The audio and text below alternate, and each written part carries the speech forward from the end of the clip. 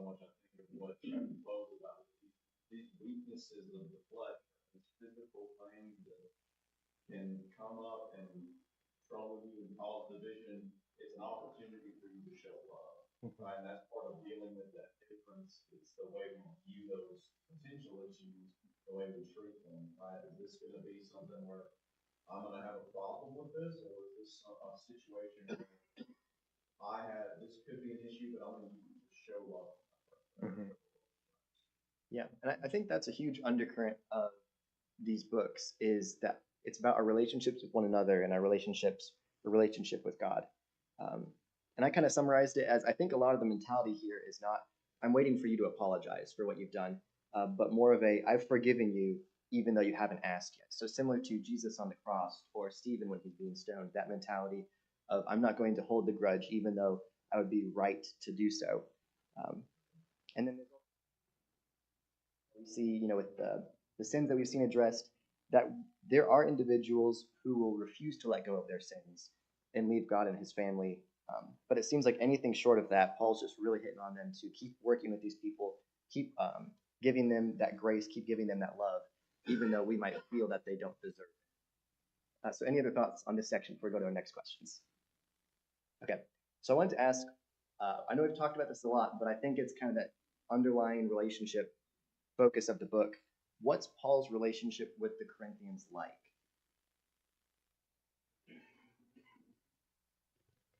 Yes. Whenever I look at Paul, I think his relationship is actually really good with them. He spent a lot of time with them. And so, because of that, he built this relationship where he can literally talk about whatever needs to be talked about with confidence that they'll receive it well. So, I think their relationship is like a very strong bond. He also kind of gives like this parent vibe to the relationship. And so, a lot of times he's talking in terms of like, a parent would to his children, kind of trying to help them see what's right, what's wrong, what needs to be changed to be able to better yourself in the future.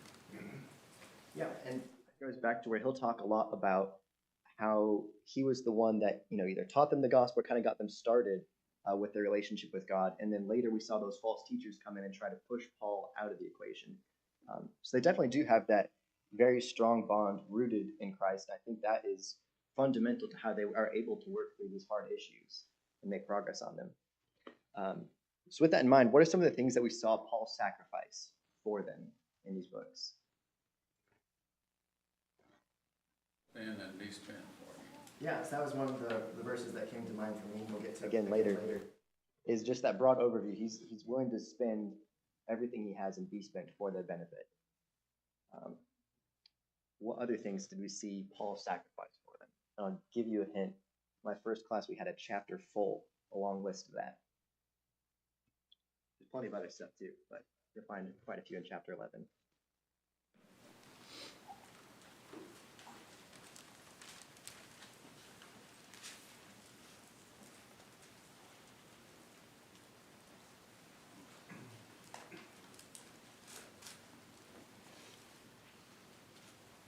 Interesting. Yeah, so I see whenever the goals that Paul has when he's correcting them, he just wants them to be more unified and to be more unified so they can glorify God because of the situation they're in where they're surrounded by so many diverse ideas and everything. He needs them to be a strong, unified unit in that time. While also, they also just need to be unified because they're trying to make these different cliques within the church. And so his attitude, I would say, is, he's going to tell them how it is. It's going to be like stern, I guess, is an okay word to use there, but Yeah. he's going to be grounded, at least, in what he believes is correct, which is correct, for them to change. And so he's not going to shy away. His attitude would be, I'm not going to shy away from telling you what it is. I'm going to tell you what you need to change and why, because you have my authority to do so. Yeah, and with that, we definitely see Paul sacrificing his rights that he has. He talks about, his right to be paid, and instead he talks about instead of making that an issue for you, I'm going to do manual labor. I'm going to go back to making tents, or I'm going to be supported by other congregations if it's a problem for you guys. And similar, another point you kind of touched on there, he sacrificed his reputation in working with them because he came in and he preached the gospel to them. And then while he's gone, those false teachers came in and were really disparaging him and talking about how poor of a teacher Paul is, how he's not a credible person, a lot of attacks on his character. And he talks about those when he has to, but he's really not concerned with coming back and getting back to a 5-star review with the Corinthians. He's much more concerned about that unity and fixing the real issues that are present. What other things have we seen Paul sacrifice? Hey, Ken? Well, he sacrificed himself basically, and we see through his ministry, it was never about him. It was always about Christ. Absolutely. And whatever discomfort or challenges that he had, whether they be physical abuse or challenges from the Judaizers, it was always, his focus was always on Christ. And that ties back to where I was going with chapter 11. We're not going to go through his whole list again, but all of those physical challenges he went through for the gospel, for Christ. And after listing all the things he endured, you get to verse 28, and you would think like, okay, like the peak of this list must be, the times where he thought he was going to die, when he was stoned, when he was shipwrecked. But he ends his list by saying, of all these troubles I have, being concerned about the churches seems to be most important. Like that outweighs the physical challenges. I'm more concerned about the spiritual things. Yeah, Jack? Even going back to 1 Corinthians, you almost see Paul sacrificing almost his free will, right? Like, I mean, you have a problem with me eating meat? Okay, I won't eat meat anymore. You don't want me to do this? I won't do it, right? You need me to be a Jew or a Gentile? I'll be that, right? Whatever you need to get the gospel, it's gone, right? Or I'll do it, right? And that's, I think, just it's always really humbling to read and see the extent Paul will go to bring the gospel to them to ensure that they come to salvation. Yeah, appreciate you bringing that up. I'll save my thoughts on that for a little bit later when we get to some more questions here. But we'll take these next few questions at the same time. What attitudes and goals does Paul have when correcting them? And how can we follow Paul's example today? Yeah, Ethan? Just getting back to the final couple verses there, I feel like he kind of exemplifies what he's trying to get them to do. So when he says that they should aim for restoration, I feel like that's what Paul is aiming for when he's writing these letters. His goal isn't to lord his authority over them or show them how much cooler he is or how smarter he is than them or how much more spiritual. He's not mad at them, and he's coming in here to get them in line in a really negative way. He really is. He's writing them because he loves them and he cares about them, and he's aiming to restore them. And I think it's kind of crazy because we've talked about in both 1st and 2nd Corinthians, our classes, how long Paul has been working with them. And we've made comments about how nowadays we're very quick to cut a congregation off or divide a church or just separate ourselves and leave if we see a disagreement and we can't immediately solve it or get somebody to view our side of things. And Paul, he's just he just doesn't stop, right? He's always going to keep trying to restore the Corinthians, no matter how many times they keep getting off the path. It seems like there's no point where he goes, well, you've fallen one too many times, I'm going to stop writing letters to you. I'm going to stop trying to restore you guys to me. And that's how much he cares about them, that he's never going to give up on them, no matter how many times they stumble, basically. Yeah, and we're not going to read it now, but next time you're in Luke chapter 15, and you go through the parable of the Good Samaritan or the parable of the lost sheep, I want you to think about this book and Paul's relationship here, because I feel like Paul is just doing everything that we could hope to do when we're in that situation of seeing how, how many times should I forgive my brother? And Jesus says, as many times as he needs, effectively. And we see the degree that, in the prodigal son, we see the degree that the father is willing to go to for forgiving his son. And we see Paul doing a similar thing here. Or we see how that shepherd was willing to go chase down that lost sheep and bring it back home. And we see Paul doing that same thing here. So just next time you're going through Luke 15, keep 2 Corinthians in mind. I think he states a lot of his purpose just right in the beginning of chapter 1 as well. verse 6, if we are afflicted, it is for your comfort and salvation. If we are comforted, it is for your comfort, which you experience when you patiently endure the same sufferings that we suffer. So he starts this letter saying, there's a reason I'm going through what I'm going through. There's a reason I'm doing what I'm doing. It's for your salvation. It's for your comfort in this situation. That fits with the beginning of this book, as you were talking about, where he's talking about suffering and trials. And then in chapter 11, where we saw Paul going through a tremendous amount of suffering and trials, that's the motivation for being able to get through that. That's the light at the end of the tunnel, is seeing the benefit that it brings to these other Christians and to God. Yeah, Jennifer. I think that all sounds very beautiful, but I think that when you're the person who's in Paul's position, it can be exceedingly difficult to want to be reconciled to people who have been very unkind. And so I've looked at this and thought, what is it that Paul has in him? What is he laying down, or what is he picking up in himself to be able to do that? And I see that, one, he's invested in those people in the first place and sees their value, and he ascribes the value to them that God has ascribed to them. I think without those two things, it can be more about, me. But if I'm invested in people with my heart and with my actions, and I see them as God sees them, then that makes it possible to lay down my own rights. I don't have to add to that. I appreciate you sharing that. What time does class end at? Is it like 45 or 50? 45? Okay. Just trying to budget my time. We go to this next, or any other thoughts on these questions here? Okay, this was one of the few things I wanted to highlight here as we're going through our questions. I guess I'm giving you a few answers already, but I asked you, what does 2 Corinthians tell us about our rights versus others' rights? And who and what is Paul focused on? And I gave you a long list of passages there that I wanted you to read through as you were thinking about that question. How did the Corinthians letter treat this idea of rights?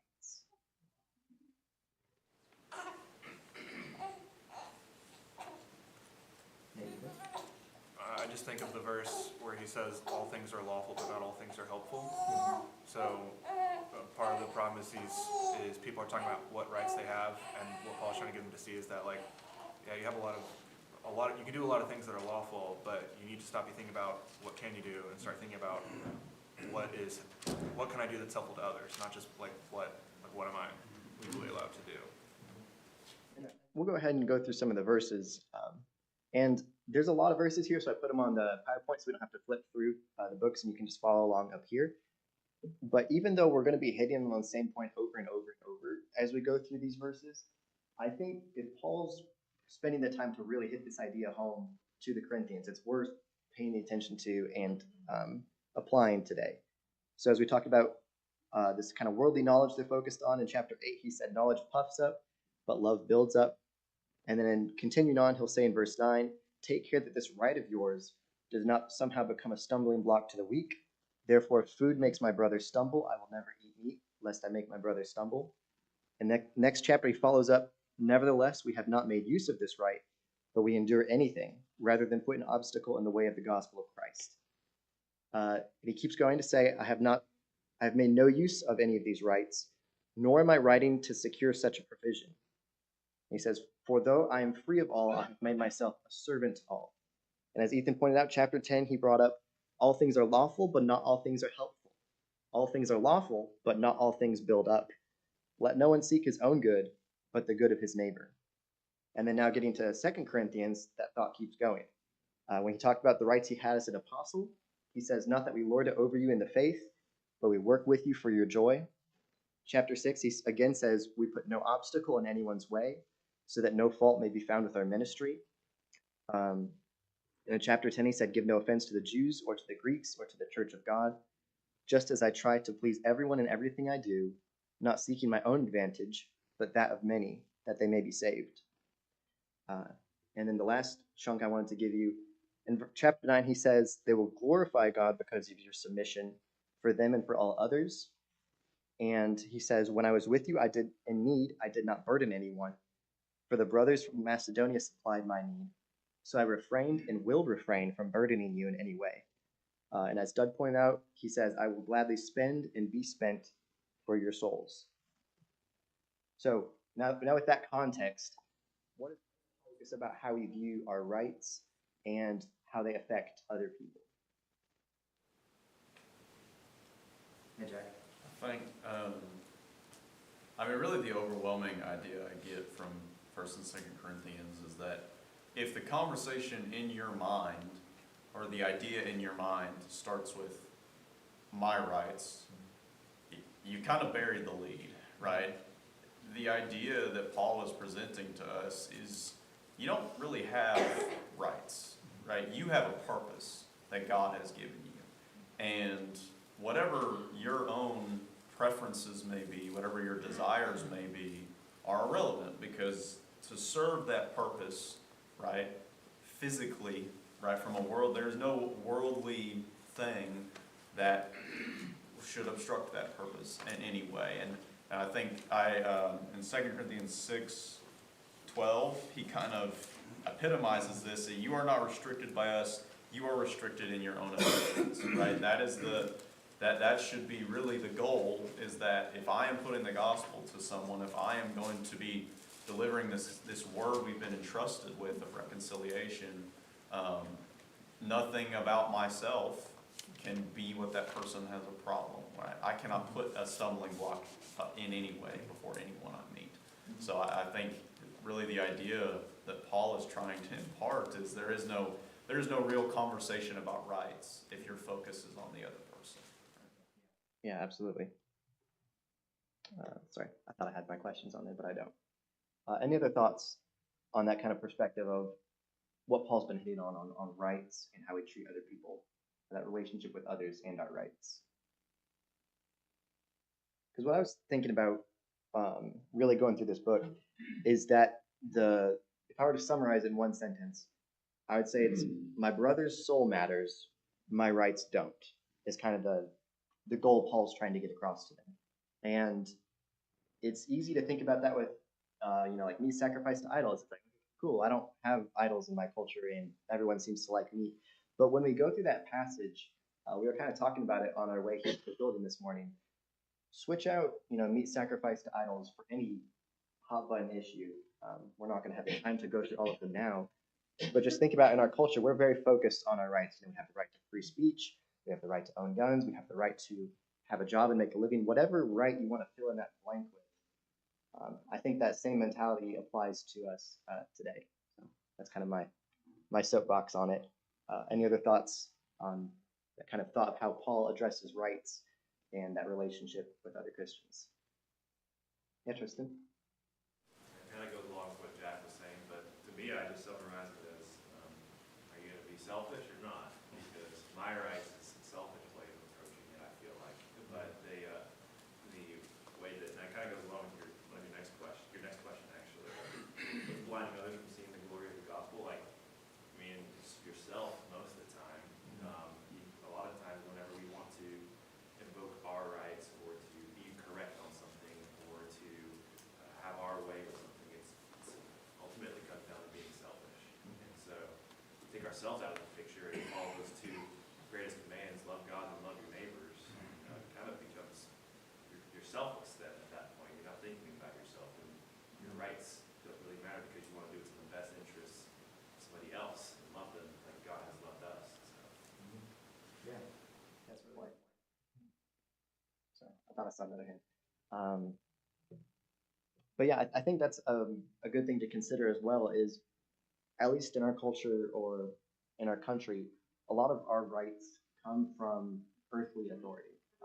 Obviously God has given us a lot of rights as well, but the things I was listing earlier are things that are very much part of our worldly culture. And it's kind of that idea of focused on the kingdom that's not of this world, being willing to surrender things that aren't sinful. There's not necessarily a problem with them, but kind of that same meat sacrifice to idols mentality. If it becomes a problem, like what Jack was saying, I get anything out of the way in order that it doesn't become a problem for sharing the gospel or how my brother and I have that relationship in Christ. Okay, so since Tristan has kind of led us nicely into this next question, First, I wanted to ask, speaking about art, broadly or other people, what blinds others from seeing the glory of the gospel? Back to chapter 4, verse 4.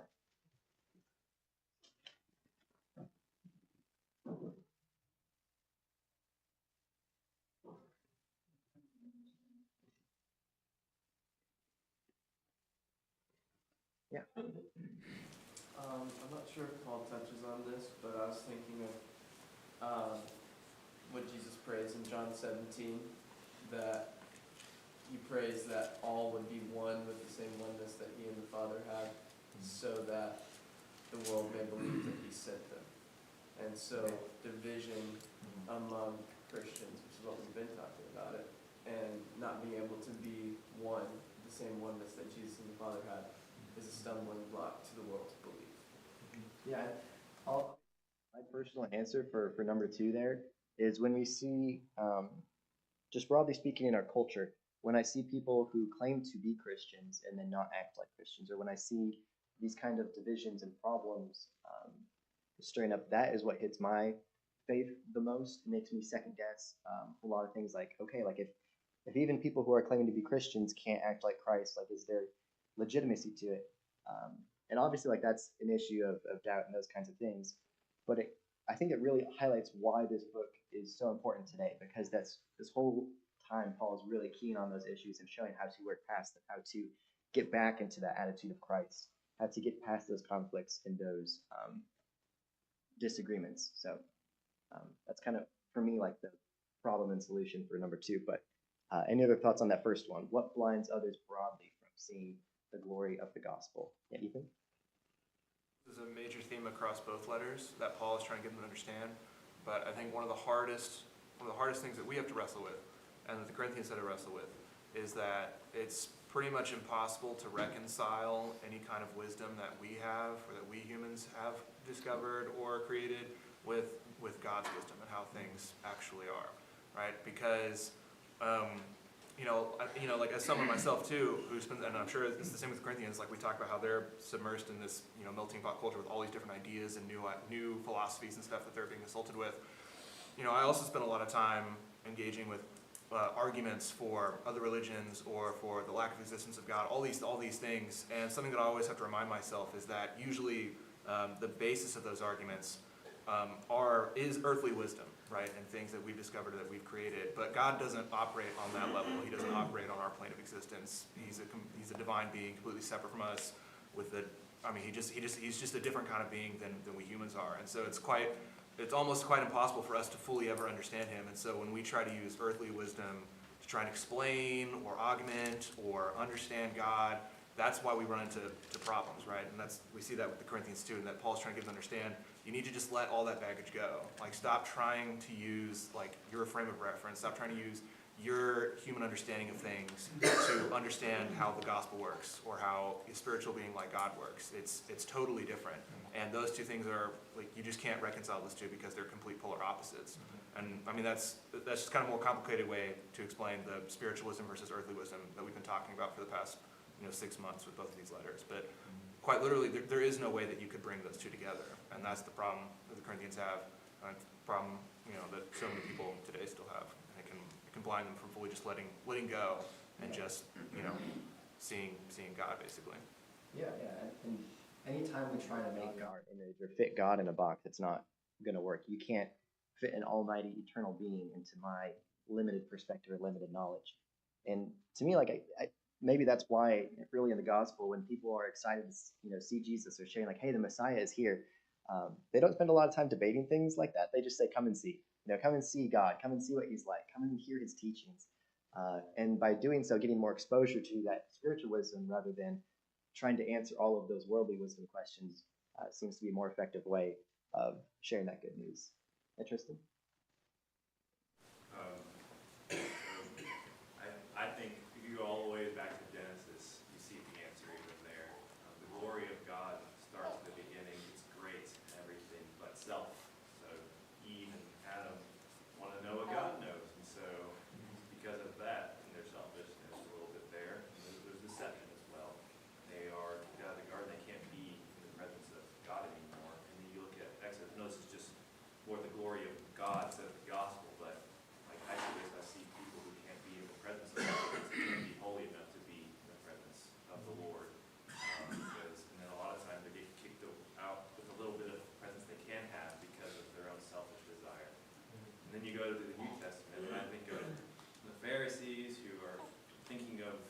very selfish ways of how they can be correct or their version of what Jesus should be instead of just looking for the glory of God. And I think of the rich young ruler who blocks himself from being able to be a part of the story of Jesus. And so ultimately, I think if you are wanting to see the glory of the gospel, you first got to humble yourself like Jesus does. Say, my will, not my will, but your will be done. And if you want, and the problem is people don't want to humble themselves in such a way to be able to witness the glory of God. So I think it starts with you, the person themselves. They will have to want to do that. Yeah. Just to put it in one word, what blinds us is sin. In order to get past that, we have to humble ourselves and repent. Phil, did you have? Corinthians 4:4, the God of this world gets in the way of people seeing the gospel. And we've touched on a number of ways that can happen. Think about Jesus. He's raising people from the dead. He's doing marvelous works and wonders. And people still let things get in the way from all that. And so when John is in prison and he's wanting to maybe second-guessing his life in some ways, and he sends word to Jesus, are you the one, or someone else? Jesus doesn't give a lot of response other than he basically says, the blind see, the lame walk, the lepers are cleansed. Go back to what's really happening and go to the Word of God and look at His greatness and majesty. And that'll answer your question right there, and that'll get rid of what stands in the way. Yeah, I appreciate that. And perhaps I should have asked the second question before we jumped to the answer. But we talked about broadly with the world, but I wanted to ask specifically for us, and I shared one for myself. What blinds us from seeing the glory of the gospel? And perhaps if you want to tie that into applications or life lessons. But what can get in the way of us seeing the glory of the gospel or the glory of Christ? One of the things that I believe motivated Paul to do what he did, we're first introduced to him when he's holding the coats of those who were stoning Stephen. And he had authorization to arrest men and women who were Christians, imprison them, and kill them. And he had no qualms about this because he felt he was doing God's work until it was shown to him that's not the way to go. Jesus said, that's not what I want you to do. And because of that, sometimes I want to forget the things I did wrong in my youth. I want to put them out of my mind. But he seemed to hang on to those because of what he did wrong, motivated him all the more to do what was right. And he didn't want those people going down the road he went. And so he's doing everything he can to make sure that doesn't happen. And I can admire him for that. And everything that he went to, it talks about all of his persecutions and what he suffered. And yet he's still coming out preaching the gospel. And he hasn't given up on it. Yeah. And I guess I didn't give too much time for too many answers on that, but feel free to bring them up if you want last minutes. But I wanted to go back to what Phil had mentioned is Satan will give us any excuse that we would want to have for not following Christ, for not believing in him, or not being faithful to him. Like, no matter how much God supplies or God does, if we want to not believe, we will always have the opportunity to not believe. That makes sense. So in order to stay focused on the glory of the gospel, that requires an active effort. It's kind of the thought that I wanted to hit on with that. That it's not something that accidentally happens. Like, obviously, when we evangelize and share the gospel, we're bringing it to someone who might not be familiar with it. But to stay focused, to stay a Christian, to stay diligent in Christ, requires that constant focus on God rather than being caught up in distractions and temptations of the world. So last thing I wanted to ask in the last 5 minutes we've got is, did you guys have any applications or life lessons you wanted to share that I might not have hit on or brought up in our review so far? It can be profound, it can be simple, I don't care. But just anything that you guys wanted to highlight from these books or takeaways that you have from them. Yeah. Okay, we get to talk about this. Blinding us is like earthly ties. If you go back to 1 Corinthians 5, they even have such a big issue of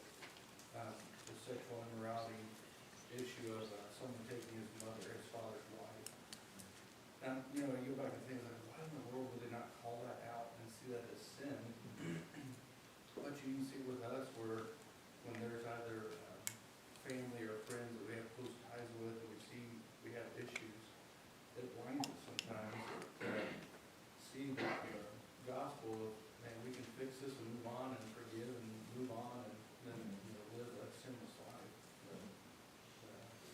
Grace that God has given us. But I just thought the earthly ties sometimes blinds us. It blinded them Yeah. in their relationship. That's why I kept talking to them about Christ and unity and getting past those things, fixing them according to the gospel and moving on together. Yeah, where it's easier to address sin when it doesn't hit us close to home. When it's the difficult, choice where we have to be the one to end a relationship or to walk away from a situation that is a lot harder, but it's what we're called to do.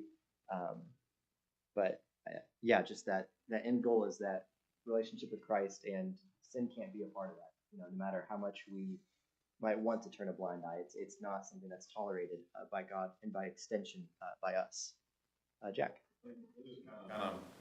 Kind of the last point you brought up, but just something that I thought a lot about as we went through this book is the importance of the purposefulness of your faith, right? And it's so often I just think that, I don't wake up thinking, what am I going to do that I want today?